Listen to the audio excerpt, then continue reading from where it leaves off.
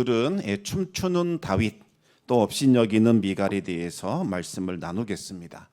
하나님의 법궤가 예루살렘에 있는 다윗성으로 돌아오자 다윗은 크게 기뻐하면서 하나님 앞에 뛰놀며 춤을 추었고 백성들 역시 큰 소리로 즐거워하며 환호성을 질렀습니다. 그런데 이 상황과는 전혀 어울리지 않는 정말 어찌된 일인지 다윗의 아내 미갈은 이 기쁨에 동참하지 않고 궁궐 안에서 창문 밖을 지켜보기만 했습니다. 그러다가 베옷을 입은 다윗이 맨살을 드러내자 마음이 불편해지면서 다윗을 업신여기는 마음이 생겼습니다. 다윗은 미리 만들어 놓은 장막에 하나님의 법궤를 그곳에 안치했습니다. 이 장막은 법궤를 임시로 보관하는 곳으로 모세가 지은 성막과는 전혀 다릅니다. 그러면 이 시대에 성막은 과연 어디에 있었을까요? 원래는 실로에 있었어야 했습니다. 그런데 엘리 제사장 시대에 블레셋의 침입을 받아서 성소가 완전히 파괴되었고 또 하나님의 법궤는 블레셋에게 빼앗기게 됩니다. 그 후로 성막이 다시 만들어지지는 않았습니다. 왜냐하면 그 안에 들어가야 할 법궤도 없는데 어떻게 성막을 지을 수 있겠습니까?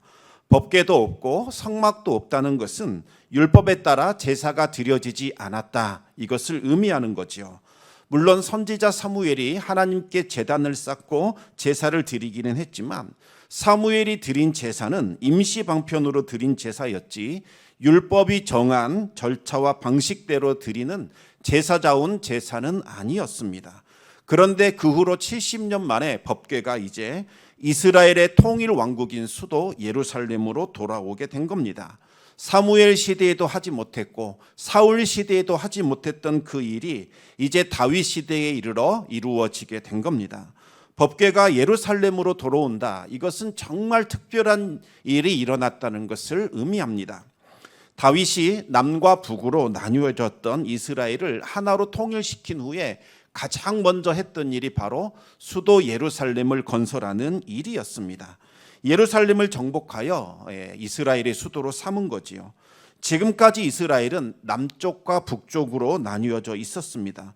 그러다 보니 북쪽과 남쪽은 서로 화합하지 못하고 분열된 채로 나누어져 있었습니다. 이제 통일왕국이 시급하게 해야 할 일, 그것은 바로 남과 북을 하나로 통일시키는 작업이었습니다. 그런데 이 예루살렘이야말로 남쪽과 북쪽을 하나로 묶어주는 수도가 되기에 가장 적합한 장소였습니다. 왜냐하면 이 예루살렘은 난공불락의 요새요 거인족 속인 이 여부스 족속이 300년간 거주하던 곳이기 때문이었습니다. 그래서 예루살렘은 남쪽에도 속하지 않았고 북쪽에도 속하지 않은 제3지대였습니다. 이곳을 수도로 삼는다면 다윗이 어느 한쪽을 우대하고 있다, 이와 같은 정치적인 편견과 오해에서 자유로워질 수 있는 거지요. 또한 여호수아 이래로 오랜 수건이었던 하나님의 그 약속을 마침내 성취하는 겁니다. 그런데 이 여부스 족속은 절대로 정복당하지 않을 것이라고 자신만만했습니다. 그 누구도 이 예루살렘만큼은 정복하지 못했기 때문입니다. 하지만 다윗은 너무나 간단한 방법으로 단숨에 이 예루살렘을 정복하게 됩니다. 하나님의 은혜로 예루살렘 성읍 안에 들어갈 수 있는 물길, 수로를 발견하게 된 겁니다. 다윗은 이 수로를 통해서 군사를 잠입시킴으로써 여부스 족속을 멸절시키고 예루살렘을 정복하게 됩니다. 다윗은 그 난공불락의 요새인 예루살렘에 자신의 왕궁을 짓고 이곳을 이제 다윗성이라고 불렀습니다. 예루살렘은 통일 왕국의 수도가 되어서 이제부터는 정치적인 중심지 역할을 하게 될 겁니다. 이스라엘이 어느 정도 안정이 되자 다윗은 하나님을 뜨겁게 예배하고자 하는 열망이 불타오르기 시작을 합니다. 다윗이 품었던 꿈과 비전은 모든 백성들이 하나님의 성소에 들어가서 마음껏 하나님을 예배하는 바로 그것이었습니다. 이 비전은 다윗이 사울을 피해 광야를 떠돌던 그 시점부터 품었습니다. 그 당시 다윗이 힘들었던 것은 하나님을 예배할 수 없다, 이 사실이었습니다. 왜냐하면 아무리 힘들고 어려울지라도 예배만 드릴 수 있다면 하나님이 주시는 힘과 능력으로 충분히 이겨낼 수 있습니다. 하지만 이제는 하나님을 예배할 수 없으니 너무나 답답하고 힘들었던 거지요. 다윗은 이스라엘이 어떤 나라가 되기를 원하느냐? 하나님께 예배하는 제사장 나라가 되기를 원했습니다. 이스라엘이 이제 이 예배의 은혜와 감격을 회복하기만 한다면 하나님께서 그 예배를 기뻐 받아 주실 것이요, 하나님께서 옛날과 같이 이스라엘을 친히 통치해 주실 것이라고 확신을 했습니다. 그러면 이스라엘은 부강한 나라가 될 것이요, 그 누구도 감히 대항하지 못하는 그와 같은 강력한 힘을 가진 나라가 될 것이라고 다윗은 굳게 믿었습니다. 그래서 다윗은 하나님의 법궤를 새로운 수도인 이 예루살렘으로 옮겨오려고 했던 거지요. 그런데 다윗은 법궤를 모셔오는 일에 실패하게 됩니다. 왜냐하면 다윗의 정성이 부족했기 때문이 아니라 하나님의 뜻에 철저히 순종하지 않았기 때문이었습니다. 다윗은 법궤를 모셔오는 것, 이것에만 신경을 쓰느라 하나님에 대해서 묻지도 않았고 어떤 방식과 어떤 절차로 옮겨야 할지 그것에 대해서 하나님의 뜻을 구하지 않았습니다. 율법에 따르면 원래 이 법궤는 레위 자손 중에서 오로지 고앗 자손이 자신의 어깨로 운반하도록 되어 있었습니다. 그것도 이 언약궤를 그냥 어깨에 통으로 매는 것이 아니라 금박을 씌운 이 금 막대기를 법궤에 달린 고리에 끼워서 그것을 어깨에 메고 이동을 해야 합니다. 그런데 다윗은 이 율법의 규례를 완전히 어기고 아주 화려한 수레를 만들어서 법궤를 그 위에다가 실어놓고 운반하는 그와 같은 일을 하게 됩니다. 화려한 수레에다가 법궤를 싣고 가는 것이 훨씬 더 극적이고 대단하게 보였기 때문이죠. 다윗의 마음에 빨리 이와 같은 모습을 보여줘서 정말 사람들이 하나님께로 돌아와야 한다는 그 강박감과 조바심에 사로잡히다 보니까 하나님의 뜻을 구하기보다는 오히려 사람들에게 어떻게 비춰주는가, 사람들이 나의 모습을 어떻게 볼 것인가, 이것을 더 중요하게 여기게 되었습니다. 그래서 고앗 자손도 아닌 아비나답의 두 아들인 아효와 우사에게 수레를 모는 일을 맡겼습니다. 아효는 수레 앞에서 행진하게 되고 우사는 법궤를 지키는 보디가드가 되어 옆에서 법궤를 따라갔습니다. 그리고 그 뒤로는 연주자들이 악기를 연주하며 행진을 했고 백성들은 그 장단에 맞춰 춤을 췄습니다. 사람의 눈에 보기에는 이 법궤를 운반하고 있는 행사가 아주 성대하고 흥겹게 진행되는 것처럼 보였지만 이것은 처음부터 끝까지 율법에 완전히 어긋나는 일이었습니다. 우사와 아효는 레위인도 아니었고 고앗 자손도 아니었기 때문에 법궤 근처에 가서도 안 되는 사람들이었습니다. 그런데 그들이 70년간 이 법궤를 보관하고 있었다는 이유만으로 그 공적을 내세워서 가장 눈에 띄는 화려한 곳에 그들을 배치시킨 겁니다. 다윗이 계획한 이 행사는 법궤를 운반하는 율법의 규정은 완전히 무시된 채 사람들 눈을 만족시키고 사람들의 뜻을 충족시키기 위한, 사람을 위한 행사로 변질되어 버렸습니다. 결국 문제가 발생하게 되었지요. 수레가 이 나곤의 타작마당에 들어서자 소들이 갑자기 뛰기 시작했고 우사가 자신의 손을 들어 흔들리는 법궤를 붙잡게 됩니다. 그 순간 하나님께서 진노하셔서 우사를 치셨고 우사는 그 법궤 옆에서 죽임을 당하게 됩니다. 그 누구도 하나님의 영광을 침범해서는 안 되는데 우사가 함부로 그 법궤에 손을 대는 바람에 하나님의 영광을 침범하게 된 겁니다. 인간의 그 추악함이 하나님의 영광과 거룩함에 접촉이 되자 하나님의 영광이 자동적으로 사람의 추악함을 소멸시켜 버렸던 겁니다. 다윗은 우사가 허무하게 죽는 것을 보고서 크게 놀랐습니다. 왜 이런 일이 일어나게 되었는지 그 사실을 알 수가 없었습니다. 법궤를 다윗성으로 운반하려고 하는 이 계획 자체가 잘못된 것인지 아니면 법궤를 수레 위에 싣고 운반하는 것, 이 방법이 잘못된 것인지 아니면 우사가 자신의 손을 들어 하나님의 법궤를 함부로 만진 것, 이것이 잘못된 것인지 다윗은 알 수 없었습니다. 다윗은 그제서야 하나님이 얼마나 무섭고 두려운 분인지를 실감하게 되었고 무조건 법궤부터 가져오면 된다는 생각이 얼마나 잘못되고 어리석은지를 깨닫게 되었습니다. 법궤를 운반하는 행사는 갑자기 중단이 되었고 이 법궤는 레위 사람 오벳 에돔으로 들어가 그 집에서 보관되게 됩니다. 오벳 에돔은 율법을 따라 법궤를 극진하게 모셨습니다. 그러자 하나님은 오벳 에돔에게 큰 복을 주셨습니다. 이 사실이 다윗에게 알려지자 다윗은 크게 기뻐했습니다. 다윗은 지난 3개월간 하나님 앞에 무릎 꿇어 회개하면서 하나님의 뜻이 무엇인지를 구했던 거지요. 그러자 법궤를 모시고 간 것, 이것 자체가 잘못된 것이 아니라 하나님의 뜻대로 법궤를 모시지 않는 것, 이것이 문제였다는 것을 다윗은 깨닫게 되었습니다. 그러다가 오베데돔의 집이 복을 받게 되자 즉시 법궤를 예루살렘으로 옮기려고 결정을 했던 겁니다. 그래서 이번에는 철저히 율법을 따라 이 모든 일들을 진행했습니다. 고앗 자손들이 법궤를 어깨에 메고 옮겼습니다. 혹시 몰라서 6걸음만 걸었는데 아무런 일이 일어나지 않자 다윗은 하나님이 법궤를 옮기는 것을 허락하신 것으로 알고 소와 살진 송아리로 하나님께 제사를 드렸습니다. 그리고 다윗은 하나님 앞에 힘을 다해 춤을 췄고 온 이스라엘 족속도 즐거워했습니다. 드디어 마침내 이 하나님의 법궤가 예루살렘 그 높은 곳에 있는 다윗성에 들어오게 됩니다.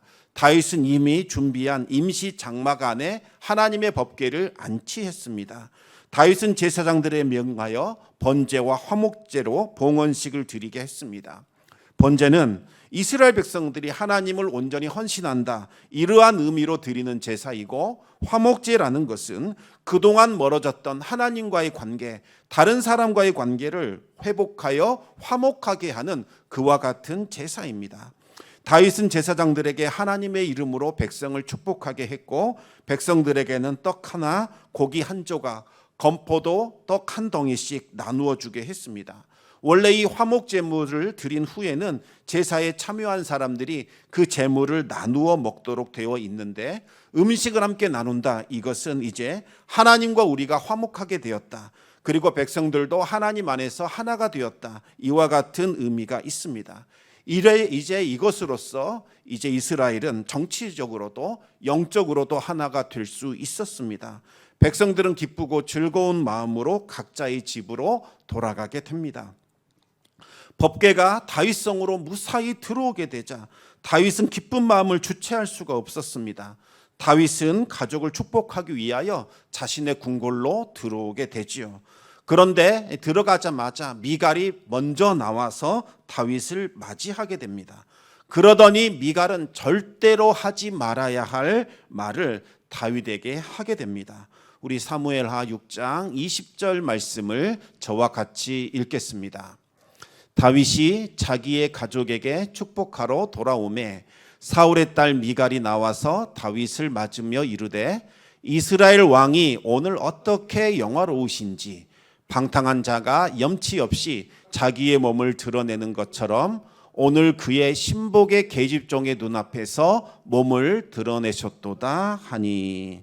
새 번역은 이 말씀을 이렇게 번역하고 있습니다. 오늘 이스라엘의 임금이 건달패들이 마치 맨살을 드러내고 춤을 추듯이 신하들의 아내가 보는 앞에서 몸을 드러내며 춤을 추셨으니 임금님의 채통이 어떻게 되었겠습니까? 공동성경은 또 이렇게 번역합니다. 오늘 이스라엘의 임금으로서 채통이 참 볼만하더군요. 건달처럼 신하들의 여편네가 보는 앞에서 몸을 온통 드러내시다니. 왠지 이 말에 미갈의 말이 곱게 느껴지지 않습니다. 지금 다윗은 에봇을 입고 있었는데 이 에봇은 제사장들이 제사 드릴 때 입는 에봇이 아니라 백성들이 회개할 때 입는 배로 만든 이 에봇 모양의 옷을 입고 있었습니다. 지난번 법궤를 모실 때에 하나님의 말씀을 어긴 것, 그것을 회개하는 마음에서 화려하고 찬란한 왕복을 다 벗어버리고 배로 만든 에봇을 입고 있었던 겁니다. 그런데 하나님의 법궤가 예루살렘으로 무사히 들어오게 되자 다윗이 너무나 기뻐서 도저히 가만히 있을 수가 없었습니다. 그래서 다윗은 어린아이처럼 펄쩍펄쩍 뛰며 덩실덩실 춤을 추게 되지요. 그런데 문제는 이 에봇만 입고 속옷을 입지 않았다는 겁니다. 그래서 조금만 다리를 들게 되면 속이 훤히 다 들여다 보이는 그와 같은 문제가 일어나게 됩니다. 하지만 다윗은 너무나 기쁘고 좋아서 이런 것에는 아랑곳하지도 않고 어린아이처럼 춤을 췄던 겁니다. 그런데 그 모습이 미갈에게는 너무나 거슬렸고 미갈의 마음은 너무나 불편했습니다. 마치 건달들이 신하들의 여편네가 보는 앞에서 채통 없이 몸을 드러내며 춤을 춘 것처럼 보였던 거지요. 미갈은 다윗이 채통이 떨어질까 봐 조심스럽게 그와 같은 조언을 했던 걸까요? 그렇지 않습니다.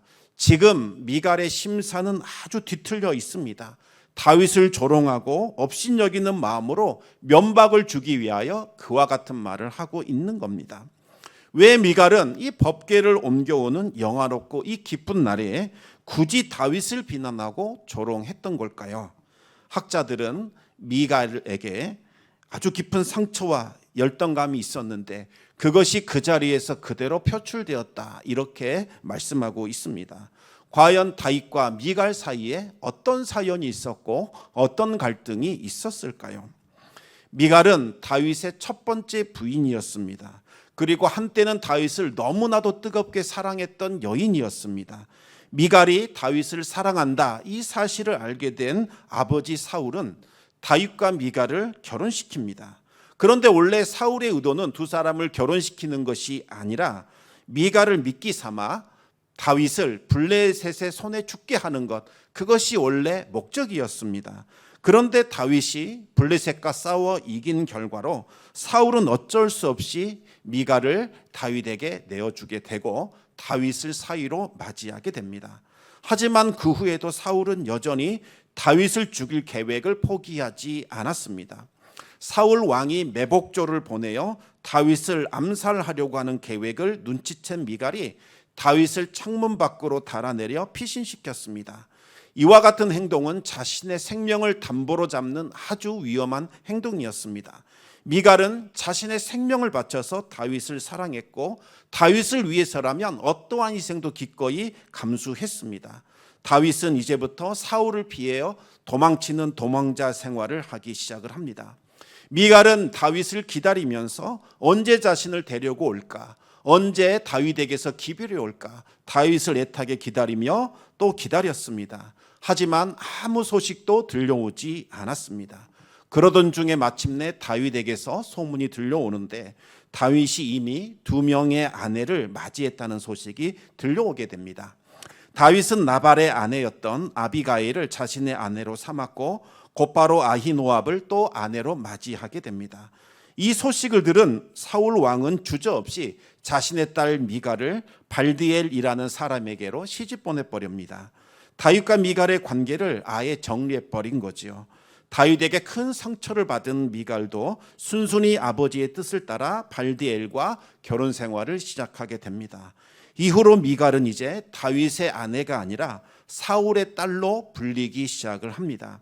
그로부터 10여 년의 세월이 흘러가게 되지요. 사울과 3명의 아들들이 블레셋과의 전쟁에서 죽게 됩니다.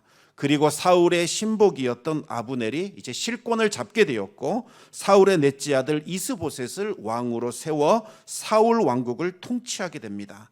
그런데 어느 날 이 아브넬과 이스보셋이 서로 틀어지면서 아브넬이 이스보셋을 배반하고 다윗과 손을 잡게 됩니다. 그런데 다윗은 손을 잡는 거래 조건으로 미갈을 데려오라고 요청하게 됩니다. 그래서 아브넬은 이스보셋에게 압박을 하여 미갈을 다시 빼앗아 와라, 그렇게 주장을 하게 됩니다. 결국 미갈은 자신의 남편과 떨어져서 다윗에게로 오게 됩니다. 그때 미갈의 남편 발디엘은 울면서 바후림까지 아내를 따라오게 됩니다. 하지만 끝내 포기하고 다시 돌아가야만 했습니다. 왜 다윗은 이 아브넬과 거래하는 조건으로 사울의 딸, 자신의 아내 미갈을 요청했을까요? 여전히 다윗의 마음에 미갈에 대한 사랑과 그리움이 남아 있었던 걸까요? 그럴 수 있지만 그것은 주된 이유가 아니었습니다. 다윗은 미갈을 나의 처 이렇게 부르지 않고 사울의 딸 미갈을 데려오라 이렇게 이야기를 했습니다. 비록 이스보셋에게는 내 처라고 불렀지만 사랑하기 때문에 그녀를 데려와 주십시오 이렇게 말한 것이 아니라 전에 내가 블레셋 사람들의 표피 100개로 이미 사울왕과 언약을 맺어 청혼을 한 바 있으니 그녀를 데리고 오십시오 이렇게 요청을 하게 됩니다. 아내로서의 미갈보다는 사울의 딸 공주로서의 미갈이 더 중요했던 겁니다. 왕의 딸을 아내로 맞이하게 되면 왕권을 이어받는데 훨씬 더 수월해지기 때문입니다. 다윗은 자신의 아내 미갈을 되찾는 것보다는 왕의 딸 미갈을 되찾는 것, 이것이 더 훨씬 중요했습니다. 이로써 왕권에 대한 정당성을 확보하고자 했습니다. 내 사랑하는 아내이기 때문에 내가 그녀를 불러온 것이 아니라 왕의 딸이라는 그 신분 때문에 상품처럼 거래되고 있었다. 이 사실을 알게 된 미갈은 큰 분노와 함께 열등감과 상처를 갖게 되지요. 미갈은 한 나라의 공주였습니다. 아버지 사울이 죽고 이제 오빠들마저 죽고 왕이 된 이스보셋은 아무 힘도 없으니 내가 이런 푸대접을 받는구나 생각하면서 자존심의 상처를 받게 됩니다.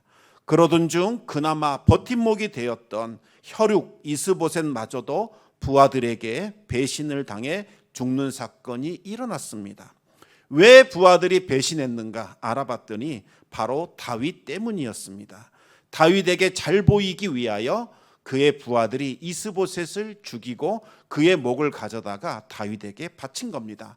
물론 다윗은 이스보셋을 잘 장사 지내 주었고 부하들을 완전히 처단했습니다.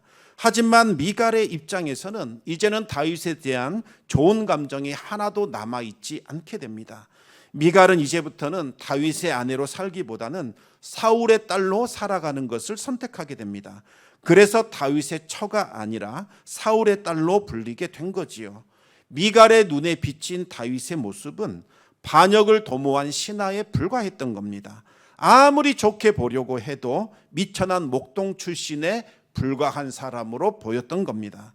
그래서 다윗이 여자들 앞에서 뛰놀고 춤추는 모습을 보자 업신여기는 마음이 생기기 시작을 합니다. 마치 그 모습이 이 여자 저 여자 가리지 않고 탐하는 방탕한 사람 건달패거리처럼 보였기 때문입니다. 그래서 미갈은 다윗을 향하여 방탕한 자 같다, 건달 같다, 이와 같은 원색적인 비난을 하게 된 겁니다. 그런데 이와 같은 미갈의 이 비난은 목동 출신의 다윗에게는 정말 비수가 되어서 심장을 꽂는 것처럼 아픔을 주었습니다. 다윗은 너무나 미천한 목동이었기 때문에 자신은 언심생감 정말 그 하나님의 택하신 왕이 될 수 없다는 그 신분적인 한계를 절감하고 있었습니다. 그런데 바로 그 아픈 지점을 바로 이 사울의 딸 미갈이 다윗에게 말을 비수처럼 던진 거지요. 다윗은 자신의 행동이 사람을 위한 것이 아니라 하나님을 위한 것이라고 분명히 밝혔습니다. 여기까지만 말을 했다면 너무나 덕스럽고 은혜가 되었을 것입니다. 하지만 이 다윗도 넘지 말아야 할 선을 넘어버리게 됩니다.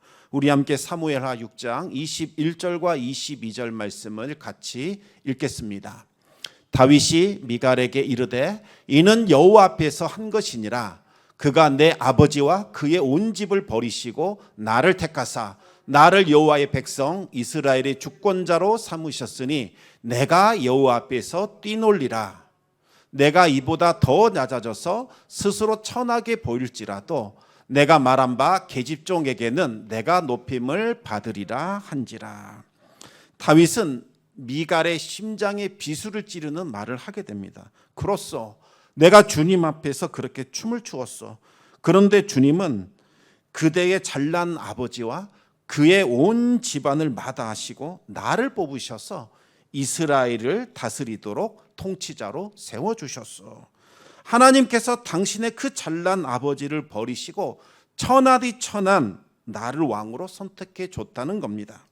생명의 위험을 무릅쓰고 아버지를 배신해 가면서까지 아버지의 손에서 다윗을 구해줬던 미갈에게는 비수보다 더 아픈 말처럼 느껴졌을 겁니다. 서로 선을 넘어서는 이 말로 인하여 두 사람은 결국 파국에 이르게 됩니다. 23절을 보시면 두 사람의 관계에 대해서 사울의 딸 미갈이 죽는 날까지 그에게 자식이 없으니라 이렇게 결론을 내렸습니다. 죽는 날까지 자식이 없었다. 이것은 하나님께서 미갈의 태를 닫으셔서 자녀가 없게 하셨다. 이와 같은 해석이 가능하지만 그것보다는 이 사건을 기점으로 두 사람은 공식적인 부부관계를 종결하고 별거에 들어갔다. 이와 같은 해석이 더 타당할 겁니다. 다윗에게는 8명의 첩과 처가 있었지만 유일하게 이 첫째 부인 미갈에게만 자녀가 없었습니다. 미갈이 자신의 쓴뿌리 상처에 사로잡혀서 다윗을 업신여기며 조롱한 것, 이것은 분명히 잘못된 행위입니다. 하나님 앞에서 기뻐하고 있는 다윗을 보면서 그를 비난하며 업신여긴 것은 변명의 여지가 없는 분명히 잘못된 행위가 맞습니다. 하지만 다윗에게도 정말 아쉬움이 남아 있습니다. 미갈의 그 아픔과 상처를 조금만 더 헤아려 주었다면, 미갈의 그 아픈 마음을 따스하게 보듬어 줬더라면 지금처럼 파국을 겪지 않게 되었을 겁니다. 물론 다윗도 연약한 사람인지라 그에게는 약점이 많았습니다. 다윗은 유달리 여자에게 약했고 다른 사람의 마음을 헤아리는 것이 너무나 많이 부족했습니다. 다윗은 그 약점을 극복했어야 했지만 그렇게 하지 못했습니다. 결국 다윗은 두 가지 비극과 재앙을 맞이하게 되지요. 밧세바의 아내, 남의 여인을 범함으로써 왕국 전체가 흔들리게 되는 위기를 겪게 됩니다. 그리고 자신의 아들 압살롬의 상처받은 마음을 제대로 헤아려 주지 못해서 결국 압살롬의 반역이라는 아픔을 겪어야만 했습니다. 미갈 역시 하나님을 더 의지하고 하나님을 붙들어야 했습니다. 자신의 쓴뿌리, 상처, 아픔을 하나님께 내어드리고 하나님으로부터 치유를 받았더라면 하나님이 주시는 은혜와 하나님이 베푸시는 위로를 경험했을 겁니다. 그러나 자신의 내면에 숨겨진 분노와 혈기를 참지 못하고 이제는 분노의 화신이 되어서 막말을 쏟아내고 분풀이를 함으로써 결국 하나님께 버림받게 되고 다윗에게도 버림받는 비참한 신세가 되었던 거지요. 말씀을 맺겠습니다. 하나님은 우리의 구원자가 되실 뿐만 아니라 우리의 좋은 치료자가 되어 주십니다. 상처와 아픈 마음을 하나님께 내어 맡기시기 바랍니다. 그러면 하나님께서 고치시고 싸매시고 치유해 주실 것입니다. 하나님께서 그 사람을 위하여 의로운 해, 공의로운 태양을 떠오르게 하여 주시고 치료하는 광선을 비춰주셔서 그 사람을 완전히 회복시키고 고쳐주실 것입니다. 그리고 여러분들은 상처 주는 자가 아니라 상처를 싸매는 자로 살아가시기 바랍니다. 어떤 의사의 묘비명에 이런 글이 적혀 있다고 합니다. 나는 상처를 싸매어 줄 뿐이다. 상처를 고쳐주시는 분은 바로 하나님이시다. 이것을 우리가 기억해야 합니다.